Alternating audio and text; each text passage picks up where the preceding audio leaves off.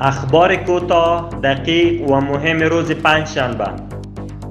وزارت امور خارجه میگوید با تلاش های سفارت افغانستان در اسلام آباد و سرقنسولگری این کشور در کراچی 66 افغان از زندان های ایالت سند پاکستان آزاد و با هزینه دولت به کشورشان بازگشتند.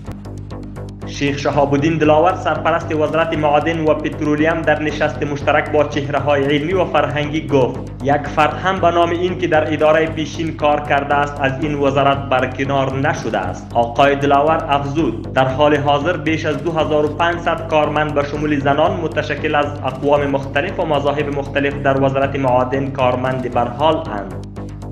وزارت امر بالمعروف نهی عن المنکر و سمع شکایات آن محتسب را از وظیفه برکنار کرد که یک تن درایور را در ساحه برچی حوزه ششم لطوکوب کرده بود. پوهان محمد اسماعیل یون استاد پهنتون کابل در برنامه گفت امارت اسلامی باید به جای افراد آزمایش شده گذشته کادرهای جوان را چانس حکومت داری دهد. رحمت الله آقا رئیس شرکت هوایی آریانا میگوید این شرکت قصد دارد تا در آینده نزدیک طیاره‌های دیگر را خریداری کند. مولوی امیرخان متقی سرپرست وزارت امور خارجه در نشست مشترک با چهره‌های علمی و فرهنگی گفت هر کس که ادعای تبعیض در ادارات را میکند بیاید حق میدهیم که تمام تشکیلات وزارت امور خارجه را بررسی کند. آقای متقی افزود در تمام تشکیلات وزارتخانه‌ها هیچ نمونه تبعیض دیده نمیشود.